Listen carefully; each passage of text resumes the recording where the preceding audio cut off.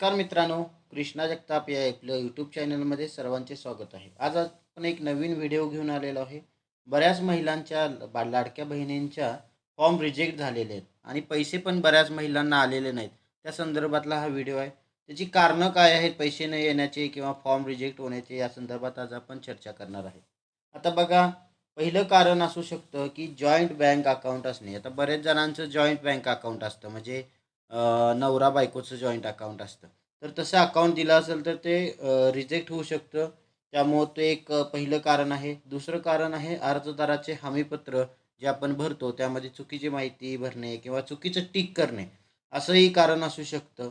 त्याचबरोबर बघा, तिसरं कारण आहे बँकेला आधार कार्ड लिंक नसणे. आता बऱ्याच जणांचं पाहिलं तर बँकेला आधार कार्ड हे लिंक नसतं, तर किंवा KYC अपडेट नसते. त्याही कारणामुळं फॉर्म आपला रिजेक्ट होऊ शकतो. चौथं कारण आहे बँक अकाउंटला DBT अनेबल नसणे. कारण की DBT अनेबल नसणं हे चुकीचं आहे. हे करणं गरजेचं आहे अनेबल. त्यामुळे हे एक चौथं कारण आहे.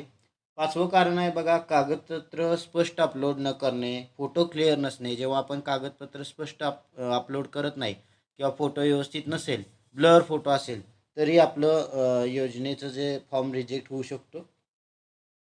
त्याचबरोबर बघा, आधार कार्डवरील ॲड्रेस आणि रेशन कार्डवरील ॲड्रेस पण सेम नसणं. वेगवेगळा, कधी-कधी आधार कार्डवरचा ॲड्रेस आणि रेशन कार्डचा ॲड्रेस मिसमॅच असतो, वेगळा असतो. त्यामुळं पण फॉर्म आपला रिजेक्ट होऊ शकतो.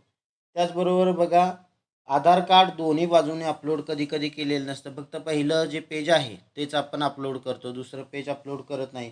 हेही कारण त्यामध्ये आहे. त्याचबरोबर बघा, रेशन कार्ड ही दोन्ही बाजून अपलोड करणं गरजेचं आहे. रेशन कार्ड समजा आपण फक्त पहिलंच पेज जर अपलोड केलं आणि दुसरं नाही केलं, तरी आपला फॉर्म रिजेक्ट होऊ शकतो. आता बघा, एक नवीन अपडेट पण आली होती मधल्या काळामध्ये की फॉर्म कुठे भरायचा आहे, कसा भरायचा आहे, त्या संदर्भातले एक अपडेट नवीन आलेली, ते आपल्या चॅनलवर आहे. व्हिडिओ तो पण पहा, हा व्हिडिओ झाल्यानंतर. आता बघा, आपण पुढचं बघणार आहे. 9वं आहे कारण आधार कार्ड मोबाईल नंबर सोबत लिंक नसणे. बऱ्याच जणांचं बघा, आधार कार्ड आणि मोबाईल नंबर लिंक नसतो. तो नसेल तरीही फॉर्म आपला रिजेक्ट होऊ शकतो. त्यामुळे ते करून घेणं आपल्याला गरजेचं आहे. 10वं कारण आहे बघा, Aadhaar card, ration card, bank passbook किंवा नावात बदल असणे. म्हणजे या तिन्हीमध्ये नाव वेगवेगळं असणं. कारण की माहेरचं नाव, सासरचं नाव कधी-कधी बदल असतो. त्यामुळे पण आपला फॉर्म रिजेक्ट होऊ शकतो. त्याचबरोबर बघा, 11वं कारण आहे आधार कार्ड लिंक असलेले बँक अकाउंट न देणे. आता बऱ्याच ठिकाणी बऱ्याच वेळा बघा, आधार कार्ड लिंक नसलेलं बँक अकाउंट आपण देतो, त्यामुळे पण फॉर्म आपला रिजेक्ट होऊ शकतो. आता बघा, ह्या प्रकारचे सर्व कारणं, मी 11 कारणं आहेत. हे 11 कारणं मी तुम्हाला सांगितलेले आहेत. हे कारणं जर असतील तर हे कारण जे आहे ते क्लिअर करायचं आहे. म्हणजे समजा अकाउंट नंबरला मोबाईल नंबर ॲड नसेल किंवा आधार कार्डला लिंक नसेल, तर ते आपण लिंक करून परत त्यामध्ये क्वेरी भरायचे आणि तो फॉर्म एडिट करून मग परत सबमिट करायचा आहे. तर ही एक नवीन व्हिडिओ घेऊन आपण आलो होतो. अशा प्रकारचे व्हिडिओ योजनांचे आपल्या चॅनलवर असतात.